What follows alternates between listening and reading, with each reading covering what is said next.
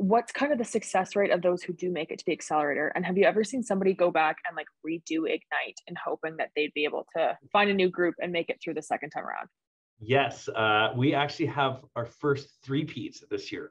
So somebody who's done literally all three of them and did make it through the accelerator the last go round. And I think we got a dozen or so people doing it for their second time.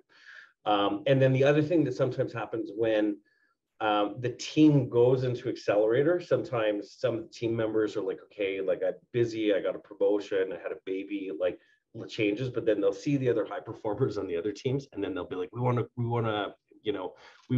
poach that guy to our team or draft him to our team. So there's a little bit of a kind of reset that happens at that point. And then in terms of success rate, so last year we had 45 teams, 7 received industry sponsorship. I'd say my goal is to double that this year, but we'll see. But I think it will be well north of 7. And then of the teams that have succeeded, of the 7 teams that went through the accelerator, 5 of them, 2 of them I didn't think were ready to ask the investment community for capital.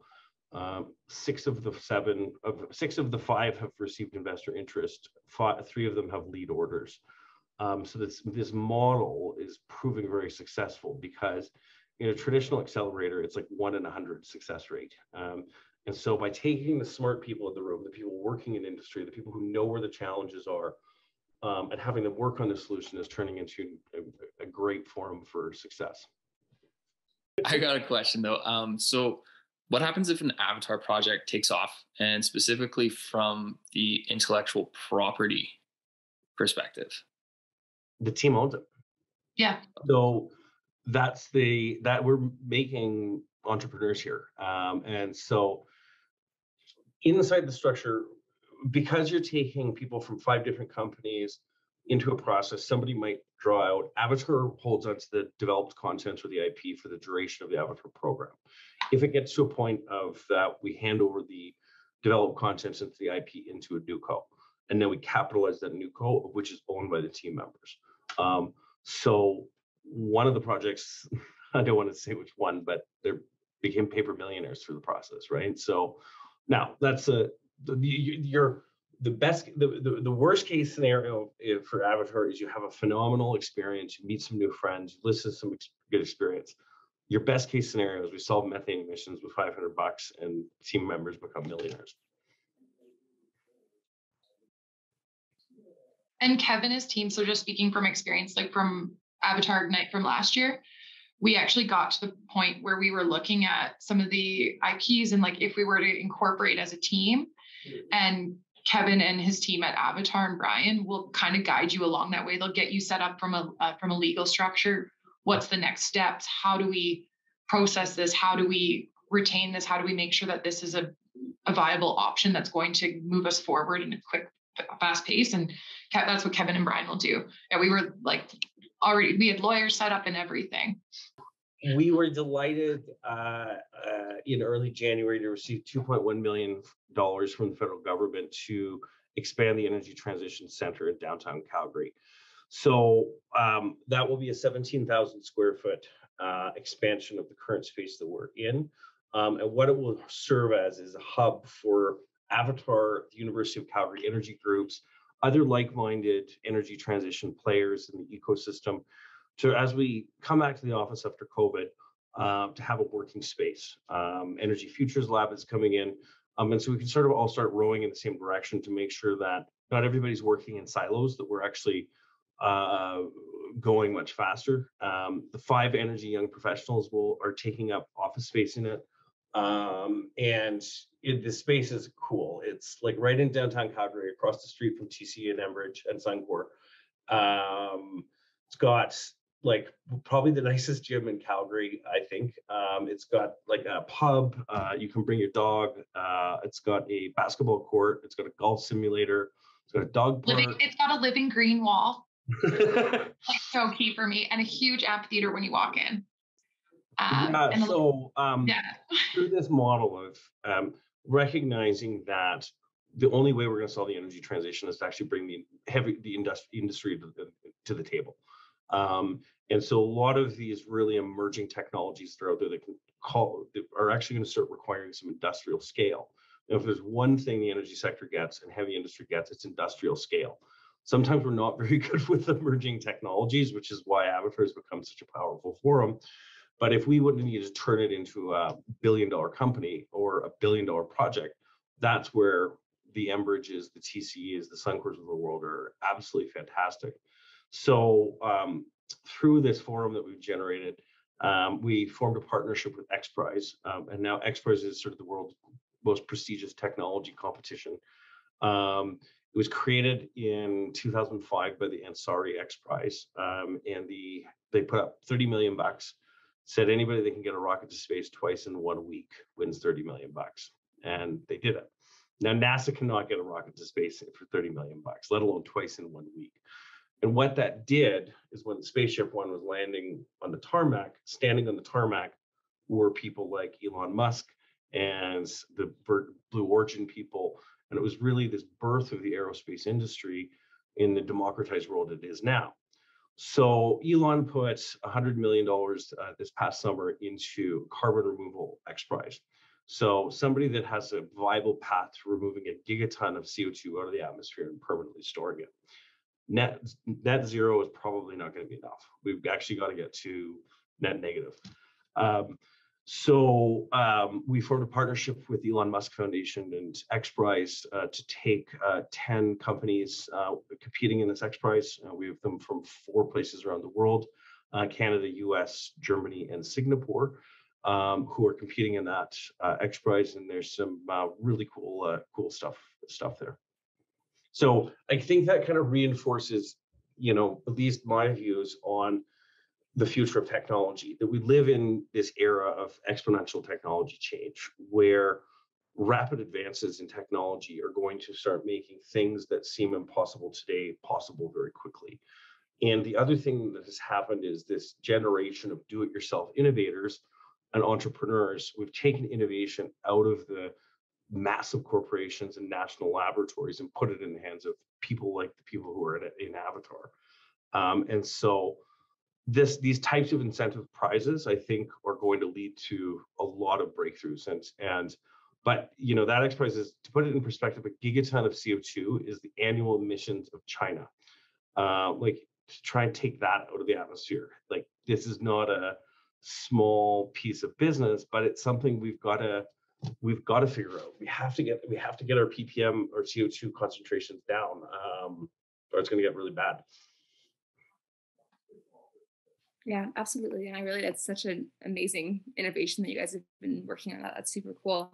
And as an environmental studies graduate, how would you describe to environmental students why it is so important that you think that these innovations have to come and should come from the energy sector itself?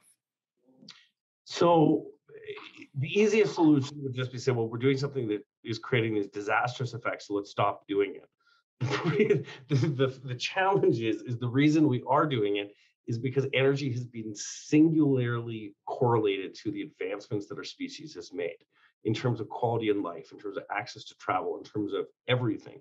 That's been powered by affordable energy. And so the real challenge is changing people's consumer behavior. That people are like, well, there was a survey done that was like, do you want to solve climate change? It was like 95% of people, yes. How much are you willing to pay for it? Average number was like $40 a year. That's not going to get this. Your Netflix subscription is more. You really can't handle that type of commitments in your life. And so, if you look at one of the sort of mass previous energy transitions, the light bulb thread, how you can take one light bulb and screw it into any other thread, and it's universal around the world. Do you know that light bulb thread's called the Edison thread, or Edison number 1, I think? Do you know where that thread came from? Edison? It was actually whale oil lamps. So before light bulbs were in everybody's house, people used to light their houses with whale oil. And so Edison figured out that instead of let's go and repurpose all these assets and go and install these things, we could just thread an electrical copper wire through somebody's door into their house. All of a sudden they could have light wherever they wanted. So instead of tearing everything down, It's actually what assets can you take and contribute to the future. And that's been the case with all these transitions. So to me, the most painful, most difficult, most disorderly, and most expensive way of getting to a net zero future is going to be let's shut it down and let's start new. The cheapest, easiest, most orderly, and simplest way is saying, hey, what can we use that we have now and transition to a net zero future? And that's I think why these types of breakthrough innovation technologies need to come from inside the industry. If you want to solve climate change, I think the best place to work is in oil and gas right now. Are the teams generally from Western Canada, or is it all across Canada? And then, potentially when the companies are built, are they meant to be based in Western Canada? Short answer to that is no. The long answer to that is, I guess, a little more likely. Because we are trying to solve the energy transition from within, we tend to be very focused in oil producing areas. So Alberta in Canada is one of those areas. So we have been sort of slanted. Now there's a huge energy presence in Toronto with Enbridge. There's a huge energy presence in Montreal. So I haven't looked at the statistics that yet this year for the cohort. And we have Americans, and we also have UK members in this year. Suncor put some members from their Scottish team in this year. So yes, slanted towards Western Canada, but what we've proven in this digital world is it really doesn't matter where you are in the world, so long as you've got an internet access. Then in terms of where these companies are going to be based afterwards, that's really project dependent, jurisdiction dependent, and can be wherever they really choose. Wherever probably makes most sense to bring that technology to market. And we do have participants from all over in this segment this year. It's not just Calgarians by any means. It's definitely Canadian and US based. We have people from overseas. We even have, I'm pretty sure we do have participants from overseas. Yeah, we have participants from overseas this year. Mm-hmm. The only issue is really just the time frame zone, right? Like if you're 12 hours out, you can't join the sessions. In our first opening session last week, we had, what was it, an 11-hour time difference? Or 6, was it 11-hour time difference with some of our speakers? Yeah. Yeah, like it was crazy. It was so cool. I wish we could show you guys, but you guys have to sign up next year. So then we can show you this wicked opening session. Yeah, I don't think I'll have the $1 million idea, but But you don't need that though. That's the thing. Yeah, I had no idea. I was just this like downtown Calgary. I've been working in sales since I was 18 years old. I've sold drilling rigs and like equipment for drilling rigs and servicing and manufacturing. I had not even a thought. I actually signed up for Avatar purely because when COVID hit, obviously the Plus 15 shut down. That was my source to meet people. That was my network. That's like all, I didn't know where else. And all of a sudden it shut down and I was like, I'm not meeting anybody, let alone anybody new in the industry, right? How do I find people that are working at several of these large companies? I had no idea. So I signed up for Avatar purely to network and ended up getting put on a team with some wicked, like innovative people that have been in the industry for many years and coming up with this geothermal solution that almost went to the next level. So you don't need any ideas. You could also just do it. Honestly, for the networking aspect, it's so big and it's so beneficial. Yeah, and what I will say is that I think it's a myth that the great breakthrough ideas and innovations come from some eureka moment of somebody in isolation. I think the history of innovation has actually shown us that it's more, they come from areas and spaces of creative collision, where one person has a thread of an idea and another person has a thread of an idea and another person has a hunch. Then you bring them together. That's how the World Wide Web was invented, That's like the beauty of Avatar, because like you have no idea who's going to be on your team. And so speaking from experience on our team, we had a sales representative from downtown Calgary, a software engineer, he was like a farm cattleman from Vermilion, who's similar to me, had background in business, taking science in school, and then had a drilling engineer from a company, and then a finance gal from TC. So totally diverse. And the ideas that came out when you had these 5 people in a room were insane. I didn't even think my mind could go to the level it went to, but I was being challenged by the different types of people that were in that room with me, I guess the virtual room. And just, one more question for me. So you kind of talked about U of C and how you're kind of centralized in oil and gas right now. Is there, hope to expand to other industries and maybe include other campuses around Canada for kind of the think tanks? Yeah. Let me start with the other industries first. This model of kind of co-development, co-creation does make a lot of sense for other industries who need to action rapid change in technological advancement. There's some I think that is going to be more suited to than others. We've got one of the world's largest ag companies actually quietly monitoring Avatar 2022 this year with some participants in it. So, I think food security is going to become a major thing in a rapidly changing climate. So how can we use technology to help solve that? So I think there's some smartness there. Mining, critical minerals, I think makes a lot of sense. We got to figure that one out quick. Industries that are already operating on light speed, like the tech sector or aerospace, I think make less sense. So there's my thinking there, but I want to win as many games on our home court as possible before we think about that. But we're sprinkling that a little bit. In terms of other campuses and other universities, I think it does make a lot of sense. Universities are notoriously slow and bureaucratic, and so I sometimes make the joke that one is enough for now. But I think it makes a lot of sense. We've already had professors from University of Toronto, York, and Harvard involved in the kind of curriculum design. So we'll see.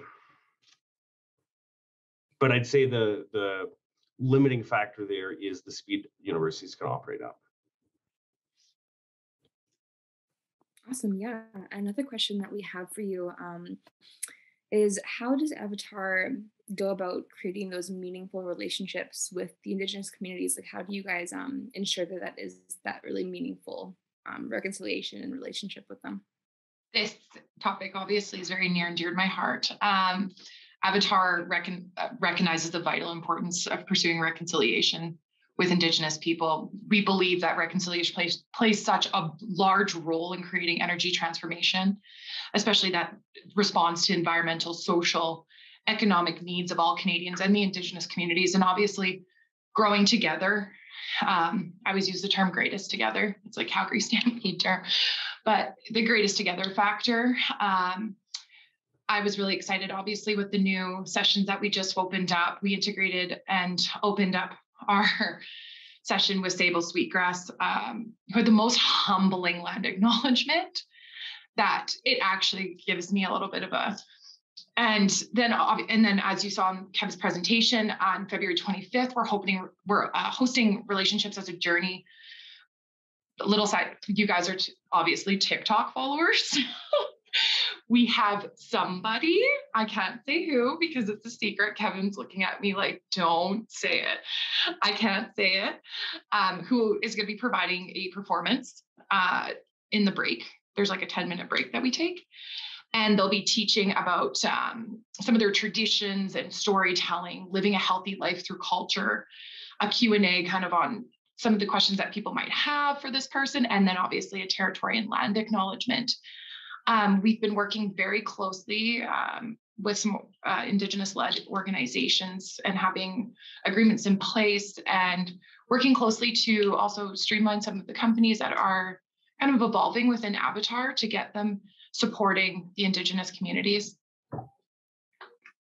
Yeah, I'll maybe build on this because I think it's a joint responsibility for all people to to look at the lands they operate, have the privilege of working on, and what their relationship is with the land and communities that might have come there first.